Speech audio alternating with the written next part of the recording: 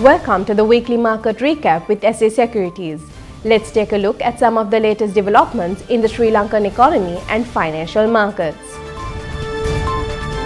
Sri Lanka's primary expenditure balance is expected to exceed the statutory limit of 13% of GDP next year, following a proposed 500 billion rupees supplementary allocation for post-cyclone reconstruction and recovery. Speaking at a press conference, Deputy Minister of Finance and Planning said the additional allocation linked to recovery efforts after Cyclone Ditwa would push primary expenditure to around 14 to 14.4% of GDP. Under the Public Finance Management Act, annual government expenditure excluding interest payments is capped at 13% of GDP. This requirement is also aligned with commitments under the International Monetary Fund's Extended Fund Facility. However, the Act allows the government to exceed this limit under specific circumstances. The Deputy Minister noted that the 500 billion rupees figure is based on a supplementary estimate for reconstruction and recovery which is to be presented to Parliament. Addressing media reports that place cyclone-related damages at between $6 and $7 billion, he said those figures have not yet been confirmed and remain subject to verification, including assessments by the World Bank. He added that the estimates could change as further evaluations are completed. Meanwhile, official fiscal data show that Sri Lanka recorded a primary surplus of 859 billion rupees in the first half of 2025 compared with a surplus of 543.4 billion rupees during the same period in 2024. This improvement was driven by high revenue and lower execution of capital expenditure. During the same period, government spending rose by nearly 11% to 2.73 trillion rupees, with routine, non-investment expenditure accounting for close to 92% of total spending. High interest payments on public debt continued to absorb a significant share of government revenue.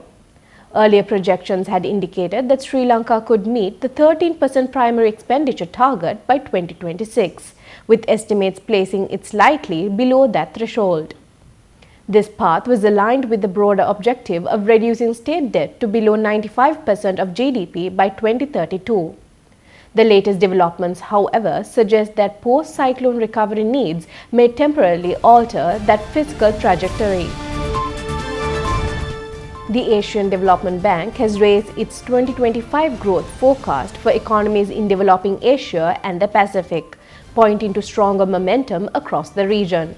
According to the Asian Development Outlook released in December, economic growth in developing Asia is now expected to reach 5.1% in 2025. This marks an upward revision of 0.3 percentage points from the September forecast.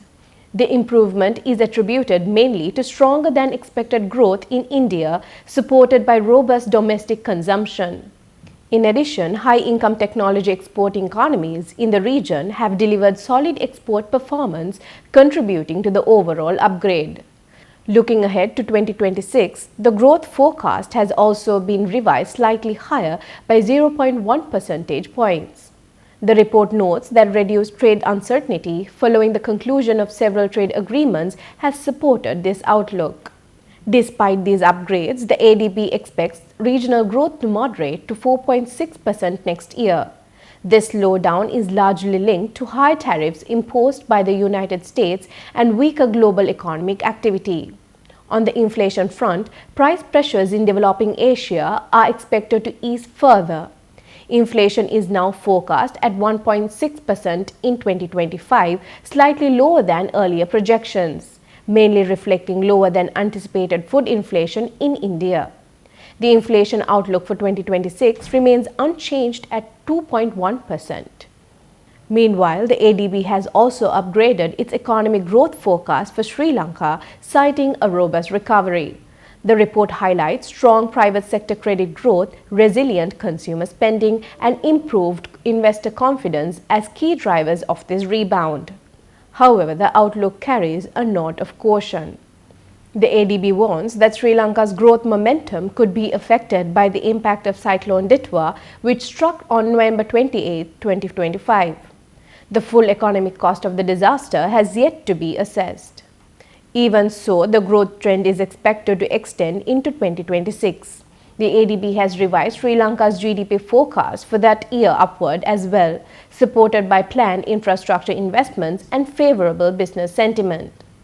At the same time, the report notes that external demand is likely to remain subdued, reflecting ongoing trade policy uncertainties in the global economy.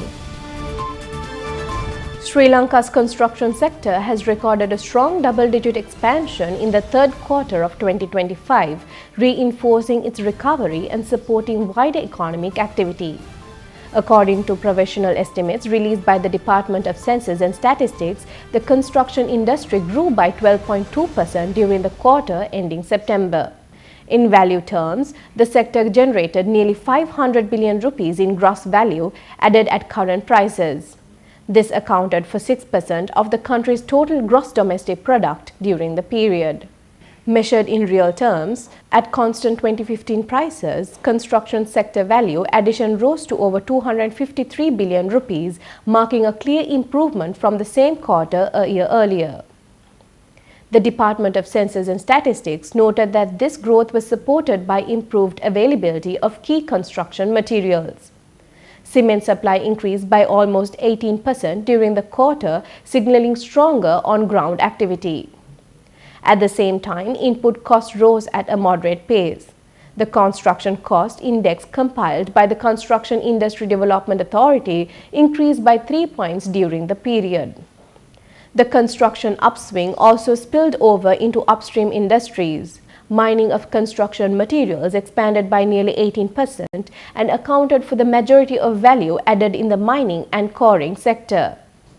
In addition, the State Timber Corporation reported a sharp rise in log production driven by high demand from construction-related activities.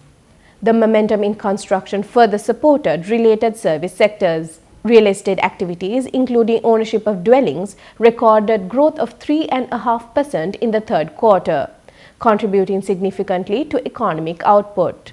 Reflecting improved market sentiment, the Department of Census and Statistics reported that the combined quarterly turnover of 19 listed real estate companies on the Colombo Stock Exchange increased by over 24% compared to the same period last year.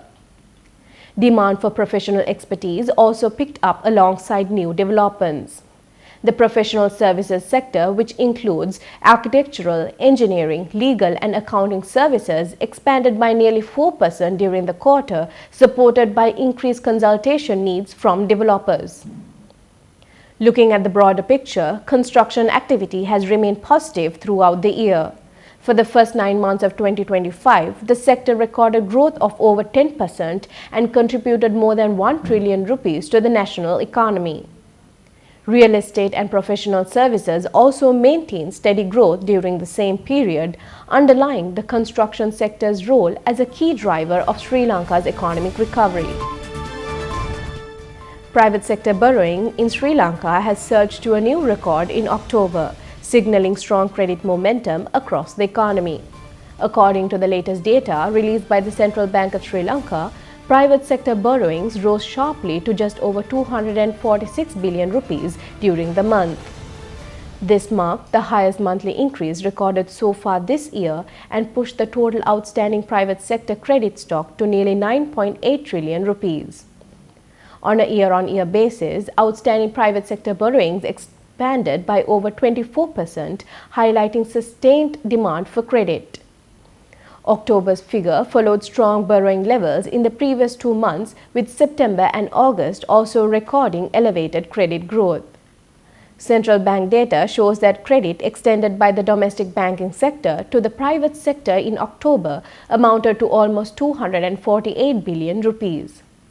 For the first 10 months of 2025, outstanding private sector debt from domestic banks stood at 9.76 trillion rupees. Reflecting a growth of nearly 26% compared to the same period last year. Borrowings from overseas banks remained unchanged at around 583 billion rupees. Meanwhile, credit to the government recorded at a modest increase. Outstanding government credit rose by nearly 3% year-on-year to just over 8 trillion rupees by the end of October. At the same time, credit to public corporations declined, with total outstanding borrowings falling by 12% compared to a year earlier.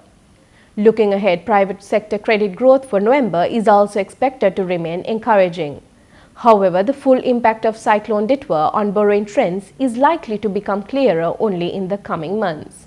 At its final monetary policy review for 2025, the central bank kept policy interest rates unchanged at 7.75%.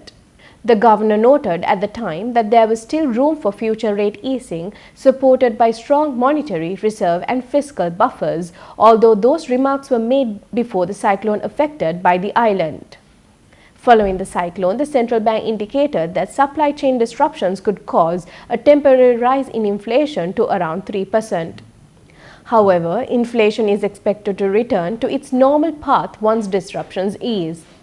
In response to the disaster, the central bank has also introduced several relief measures to support affected businesses and households. Licensed banks have been directed to provide targeted debt relief and concessional credit, including temporary suspension of capital and interest repayments, new loans at capped interest rates, and the waiver of penal charges and fees until the end of January next year. These measures are aimed at ensuring continued access to credit while safeguarding overall financial system stability. Let's take a look at this week's Treasury Bill auction results. With the recent Treasury Bill auction, the 91-day T-bill rate stands at 7.51%, the 182-day T-bill rate stands at 7.91%, and the 1-year T-bill rate stands at 8.03%, with no change in basis points compared to the previous week. Thank you for watching. We'll be back next week.